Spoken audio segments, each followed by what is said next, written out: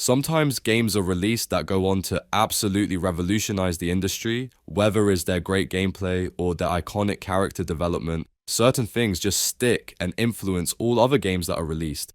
Duke Nukem was one of these games. The first two were 2D scrollers that had some popularity, but Duke Nukem 3D is what really transformed the franchise into an all-star. I mean, this game had everything: violence, a sweet 80s vibe, and great character design. I'm sorry for including that clip, Mom. The game has you doing all you can to save the Earth, but the entire way it makes jokes and quips that were pretty well written for the time. Duke Nukem had been wanting to take a vacation, but of course an alien invasion had other plans. Don't you just hate when you're about to sip a pina colada and aliens start invading Los Angeles? You proceed to go on and save the world with no sparing of anything in your path. It was incredibly popular, it sold over 3.5 million copies and was ranked as the 12th best-selling computer game in the United States for over 6 years. It spawned lots of successful DLC and was a huge profit for its investors. After all, it had taken an investment of just $300,000 and 8 developers to make Duke Nukem 3D. When you add in the money made from the DLC, it is safe to say that anyone who funded this game made out like bandits. This was the equivalent of buying Bitcoin back when it cost the same as a McDonald's value meal. I still curse my dad for not buying more of it. For just 5 small payments of $19.99, we could have been millionaires, but no, you just had to provide for the family instead.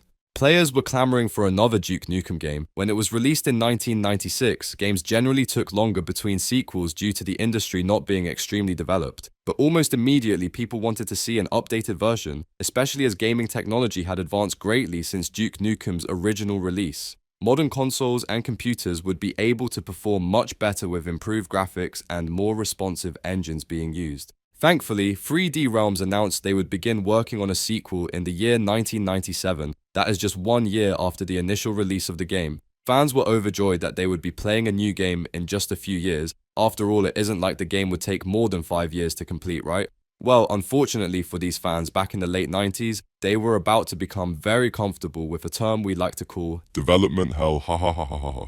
Development hell is when a game simply cannot seem to escape development into release no matter how hard they try. Today on Poseidon Films, I want to talk about everything that went wrong with the release of Duke Nukem Forever. It went from high anticipated title people couldn't wait for to the personification of development hell. Press the like button if you like tacos, or you'll get 10 years of bad spawns in Minecraft. The sequel that was announced in 1997 was initially delayed for the first time due to them wanting to change game engines. They had started development using the Quake 2 engine, but for some reason, the game head Broussard became obsessed with incorporating new technology into the games. They wanted to change to the newer Unreal Engine, but this meant that everything that had been developed so far had to be reworked to be compatible with the new engine. This delayed launch by a few years, and by the turn of the century, the game was still nowhere near completed. The staff started to feel that their lead on the project was absolutely clueless. He was wasting company time and doing nothing but causing delays to the release of the game. I personally think this guy was well ahead of his time. If he did this now, he would be promoted to lead of development for almost any major studio around. They love releasing games behind schedule and disappointing everyone. Their lead started to get frustrated by the pesky media asking totally unreasonable questions like, when would the game be finished, and do you know how long the delays are going to be? I mean, who do they think they are trying to talk to him like that? He began to get defiant in interviews, frequently saying it will be done when it gets done to journalists, when asked about the delays. In 2001, another trailer was released, which allowed people to get a look at the trailer for the first time in 3 years. People loved the trailer, and many thought this announcement meant that it had to be getting close to release. The developers were excited, thinking that they were well ahead of their competitors, but their lead continued to be a perfectionist, demanding that they do more to change the game. By 2003, they had only 18 people working full-time on the game.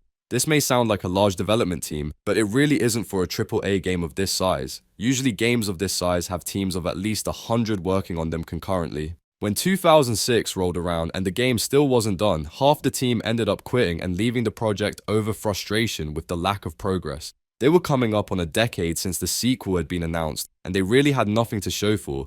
The longer they waited, the more work they created, as every few years they would have to port everything over to a new engine and pretty much restart the entire process.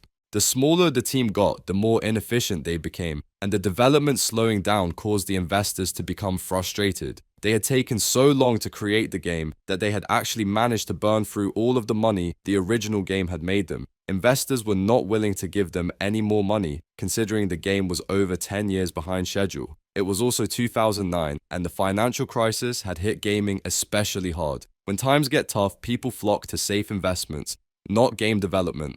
3D Realms ended up begging Take-Two Interactive for another $6 million to finish development on the game, but no agreement could be reached when it came to how the loan would be repaid, and the developers were laid off shortly after. A small team of people who had just been laid off ended up continuing development from their houses, and the IP was kept afloat when they formed Triptych Games and made sure to showcase their development to their peers across the gaming industry. Gearbox Software ended up deciding that the game could be worth finishing with this new studio behind it, and they bought the intellectual property from 3D Realms. In 2011, it was announced that the game had broken the world record for game under the longest period of development. From announcement to its official release, it took more than 14 years to actually finish the game, and over this period, almost all of the hype that had been built up had faded away. I mean, think about it. If you were 18 when development was announced, chances are that at 32, you didn't have the same amount of time to be gaming.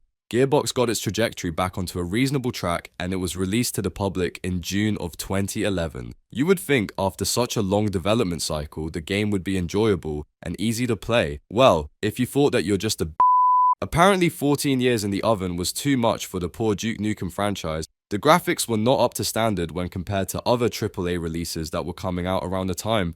On top of that, the humor was a bit dated. What came off as hilarious in the 90s came off as trying too hard in the modern era. The story left a lot to be desired as well. While I'm sure the story wasn't horrible when it was supposed to be released 2 years after the original, they didn't do much to modernize it in any way. Instead, it feels like you spend hours trudging through a bunch of cliché 90 tropes. It didn't help that the mechanics felt somewhat juvenile when compared to modern games as well. Back in 1996, the way the game was played was revolutionary. It left people shocked because it was like nothing they had ever played before. In the modern era, the gameplay left a lot to be desired. It felt like playing the tutorial level of most modern games over and over again. I know this was probably very impressive when it was originally designed, but new games had become just way too different for this style to stay up to date. While the marketing budget for the game had been pretty generous considering the dated IP, it wasn't enough to move the needle when it came to sales. Pre-orders were not the strongest for this game, especially because people feared pre-ordering just to have it delayed once again and wait another decade. I mean, you can't blame consumers for not being willing to put down money ahead for a game that had already been delayed for 14 years. This meant that a lot of their sales were going to ride on the critics having good things to say alongside good word of mouth. The issue was that both casual fans and critics found the game very underwhelming compared to what they expected. It has an average rating of 5.4 out of 10, which is not excellent to say the least. I don't know if you guys are good at math, but that works out to a 54% or a big fat F for this attempt at a game. Many reviewers claimed that the new game had taken all of the joy from the original 3D game and flattened it to make an unmemorable experience. People hated how much walking you had to do in this game. I mean, half the entire campaign is spent just walking around corridors looking for people to fight. Some said the game played like someone had frozen developers in the late 90s and then unfrozen them in the modern era and forced them to make a game. It didn't have a lot of the mechanics that had become standard in modern shooters. And after so long in development and them restarting countless times, you would think that some of these amenities would have found their way into the game. I do think a lot of these problems can be blamed on the lead developer for most of the project. He continuously forced the team to restart while not allowing any changes to creative direction. If he wanted to change things constantly, he should have made adaptations to the modern era. With this much going against the game shortly after release, it fell short of its state sales goals that would have secured another sequel. While the game was not a critical success by any means, it did end up being profitable for Gearbox. They hadn't invested 14 years into development, rather just supporting the team as they finished the game and got it released. The die-hard fans that still existed were enough for it to be worthwhile to finish, which is good for the developers who had just spent over a decade grinding the game to completion. I'm sure they wish it would have been better received, but there was a good chance their work would have been shelved and never seen the light of day. One other funny thing about this game is that a lot of the humor centers around pop culture references, but most of these references had been written in the early 2000s. If you weren't around when this game was originally popular, there is a good chance over 90% of the jokes would fly over your head. It really was like stepping into a time machine and playing a game with somewhat modern graphics that had been written a decade ago. I don't understand why these were not updated and replaced with more modern references that audiences could find more relatable, but that's a question we'll never have the answer to. The legacy of the game is one where it is widely considered one of the most disappointing video game releases of all time. It has also been included on several lists that are counting down the worst video games of all time. It really is an example of what can happen when delays kick into the extreme. If you are going to delay a game for any extended period, you should just be aware that all fans and critics are going to expect a polished product and not one that feels like it was rushed out with half attention paid to it. That is the story of Duke Nukem Forever, the game that is the definition of development hell. I do think it serves as a good warning to any game companies out there who have decided to delay games endlessly. If you enjoyed the video, we would appreciate you pressing the like button and commenting down below what the most disappointing game you ever pre-ordered was. If you like gaming videos like this, we post them once a week. Last week we posted one about some of the scariest vaults in Fallout history, so be sure to check that out. We are trying to hit 10,000 subscribers by the end of the year, and we would love your support.